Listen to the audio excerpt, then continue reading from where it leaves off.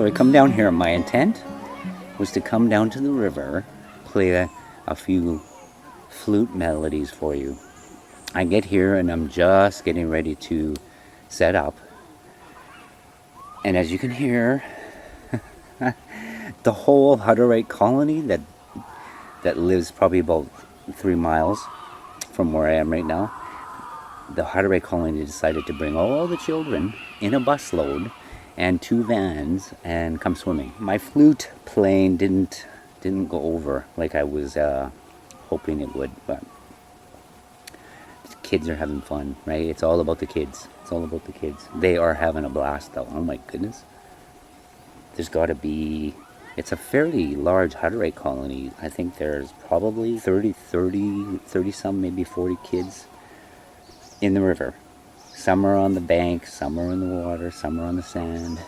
So instead, what I'm going to do, I just want to say thank you to all of you for subscribing and being here, right? Being here. I remember when I first started, and some of you have been there with me from the beginnings, and I always thought if I could reach 100 subscribers, 100, maybe 200 subscribers, I would be happy.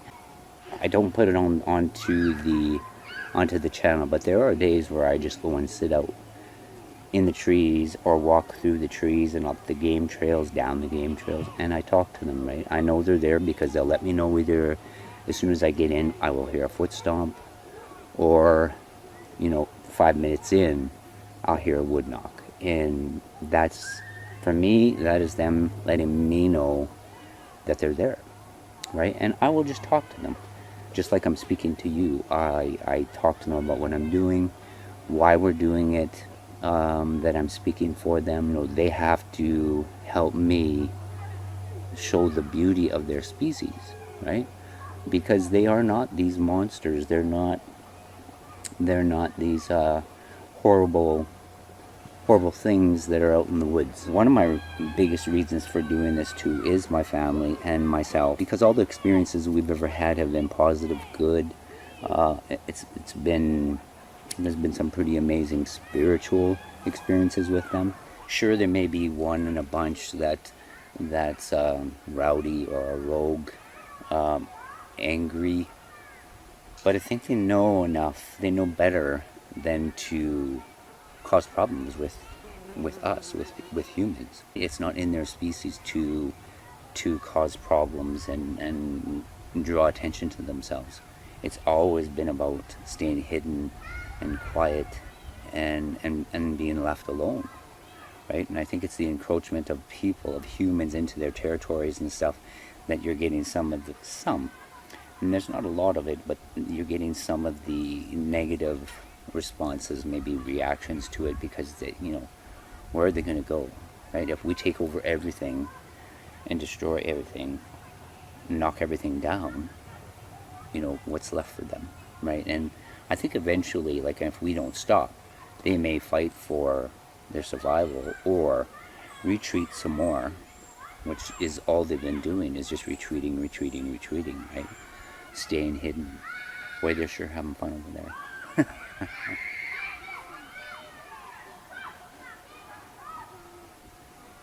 Oh, we've got some geese coming. At first I thought I was hearing a whoop mingled in with the kids, with the voices of the children, but it's geese. Yeah, should see them behind me pretty soon. Yeah, they're behind me. I feel grateful that you are all here and wanting to be here, right?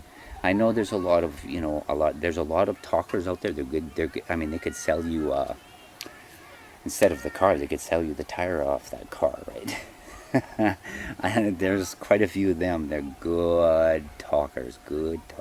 And so when I hear quite a few of these other channels and quite a few of these other researchers talk the spiel, right, I'm like, no, no, we don't know, right? The best thing, I think the better thing to do is just be there with them and let them be the teacher, right? Let them be the teacher, and we just sit back and take it in and learn from it. They are so far from us and sometimes so above us in intelligence that it's like we can't grasp the intelligence, right? And it's not because it's simple or it's we just can't go there because we're so bound to this three-dimensional physical world. And I still believe we're dealing with spiritual beings. They have, I mean, they've got to be able to go here and into that spiritual realm or through a dimensional door, because this, I mean, I base this on experience. We've watched them where they're walking and they leave no tracks. Through the snow, they leave no tracks. Yet we're watching a physical being walking and they've left nothing. Now, for us, it's impossible to do. We can't do that, but these beings are able to do that. It's second nature for them. So, again, we have to step back and let them be the teacher, right? I think we could learn many things from them, even about respecting the world around us. They are very one with this creation. Out of all the species on the planet, we are the most out of sort. It's the river. This is where the river clan is. And I've said before, this clan, I'm pretty sure, is used to a lot of people. The sound of children, people having fun along this river, because there's swimming holes, fishing holes. Summertime comes and it's just a trail along a field, along the riverbank, and when it's nice like this and beautiful and hot, vehicles parked along this river for about 3 miles upriver. And this is where I got this footage from here, and I'll show you I wanted to come here and show you again. I'll zoom up in there. The sandbar where these beings right here is still there. It's still there. I will show you here when I wrap this up here now. So I should be able to get up in there and do that comparison video. I've wanted to do this video for a while now. Do a little bit of talking and, kind of on a personal basis with all of yous. And there's too many names to mention that have, shown me so much encouragement and support, kind of coaching me along all the way through. Because there were moments when I first started this that I almost kind of just dropped it, because I'm entering into a community that's so already conditioned because of certain, whether it be certain researchers or a narrative that's being repetitively pushed, right, over and over and over, and people start to it's a conditioning, and I kind of jumped into that, and it was almost like hitting a brick wall, because everybody was already set in to a line of thinking, right? And yeah, it was literally like hitting a wall, because I just started getting all this negative feedback, like no, they're mean, you gotta watch, they kill, they'll stalk you. There's even a researcher out there, my sister might have told me about it because it really bothered her. She said, don't ever think that you're not on the Bigfoot's menu, right? And I was like, what, are you serious? And she said, yeah. And I can't remember who it was that she said it was, but and I don't like naming names anyway, but I mean, that kind of attitude and view of them is just not a place that we need to be going at all, because they don't view us as food, right? We're not food. But no, they don't view us, we're not on their menu, right? We're not. When she told me, I thought she was joking.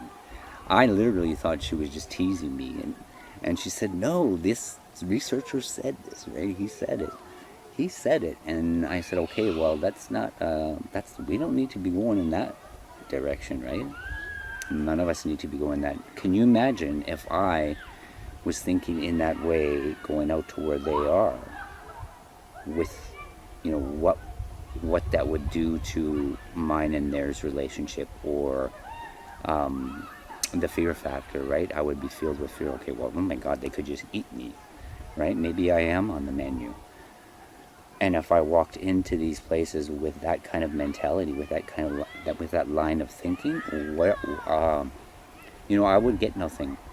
They wouldn't want to even be around me at all. Get no responses from them, and it may very well be very negative. That negative reaction or responses from them, because hey, I'm walking into their territories with that mentality, filled with fear, thinking I'm food, thinking even going back to the Nephilim. People, they're always pushing that, because these beings are large and they think giants, Nephilim, fallen angels. There were giants in those days. The chapter in Genesis, the very first book, I don't think that's referring to the Bigfoot at all. I believe it's Moses. I believe it's when they left Egypt and they were lost in the wilderness, and he had left the people and went up into the mountain, and there's a whole, it's an amazing story. He left his people for quite a while, but when he came back, he had asked the people to go to these places, kind of scout, right? And they went, and here, the lands that God had promised Moses and the people and his people were inhabited by these giants, these Nephilim. And God specifically points out and makes reference to 6-digit fingers and feet and toes, right? 6 and 6. And he's pointing that out for a very specific reason, because that's the abnormality, right? I think it was the common physical trait of these Nephilim. They didn't have 5 and 5, they were 6 and 6. And they had double rows of teeth, and they were huge. And not only in scripture, but even within my own ancestors, the Cree ancestors, we have got stories, old legends of red-haired giants that the native people, the Cree people, used to fear. They feared them because, and in the stories, in the legends, they were 6 and 6. They had horrible teeth, and they had red hair, and they were a good 9, 10, and sometimes 12 feet tall. And through the summer months, would be young men who were keeping watch. They had runners that they would send from village to village to village, to clan to clan to clan, to let everybody know that these things were out hunting. And they weren't hunting animals, they were hunting humans.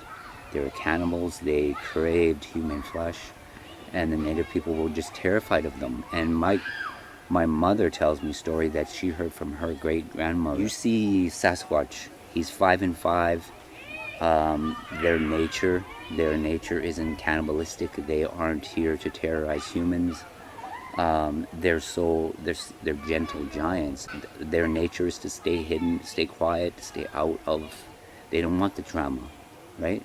And if they were to do the things that these Nephilim did, oh my God, I don't know what would happen to them or to humans. Because they never were this violent race of beings. They never were. Even the old stories of most, I would say the majority of the native tribes, the old stories and legends are peaceful. They knew they were there. They lived in harmony with them, right? And they are very much a part of this creation. They're here with us. So they are a part of this creation. And if you believe in Noah and the flood, if you believe in the ark and all of what is here today was protected on that ark, they would have had to have been there on that ark to be here with us today, right? Or my other thinking on that was because they were able to go through that dimensional portal wall, or that dimensional door. Maybe they were able to escape the flood, right? And come back here into this realm after the waters receded. Just a thought, but it's a theory. I want to put that to rest for those that are here or those that may have come on board, and it bothers me that there are, I know this is going to continue because, like I say, there's a conditioned view. Oh, more geese. There's a conditioned view of these beings, and I think there's more. As more subscribers come on board, I'm gonna have to deal with it again, with these ones that want to push that narrative. But again, I would like to add that it is very upsetting to me, because I wouldn't go out there or even try to be around them if they were that bunch. The person I am, being an empath and in certain ways that's sensitive, you're able to hone in onto those things, whether it be a threat or evil or something, that you should be fearing. I've had those feelings, but not from them. People, it's been mostly humans that I get those, okay, I need to remove myself out of this environment because there's something going on, right? And I don't stick around to find out what it is, I just get out of there. And I have not had that kind of warning when I'm around these Sasquatch. I've not had that. I've had the feeling of, okay, I should leave an area, like the vicinity of a certain area where the caves are, right? I know they don't like me going there, and I honor that. Like, I don't push that. I think it's something important to them, so I'm okay with not going in there. And they're okay with me because they get that I get it, right? That I understand. And I think if more of us were to do that and respect their space, their things, again, like I said in my last video, we'd probably get much further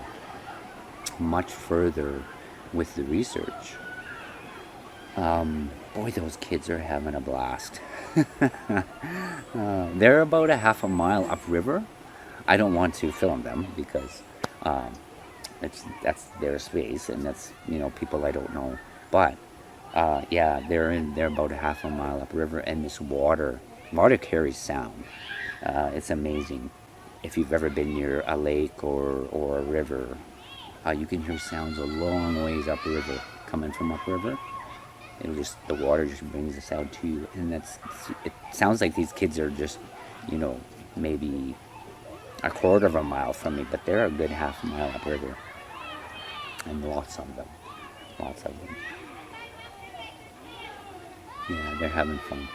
But there's more days ahead, and I will come down and I will come back maybe on a cooler day when it's too cool for them to come swim.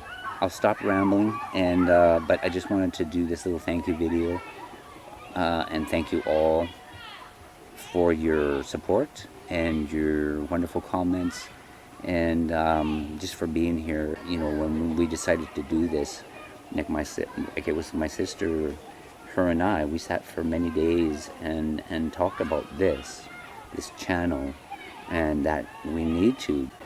I think Swan Lake Bigfoot is good for that, because everybody's able to see a different side of this, right? A positive side, a good side. But anyway, I will leave it there. And again, thank you guys for being here. Thank you for subscribing to Swan Lake Bigfoot, and we'll see you in the trees. Take care. Bye for now. They're happy. Yeah. It's the sandbar. I'm gonna have to be about here, about right there, filming over there,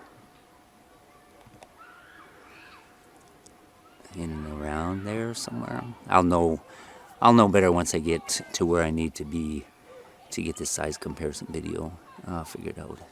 But anyway, everybody take care. See ya. Bye for now.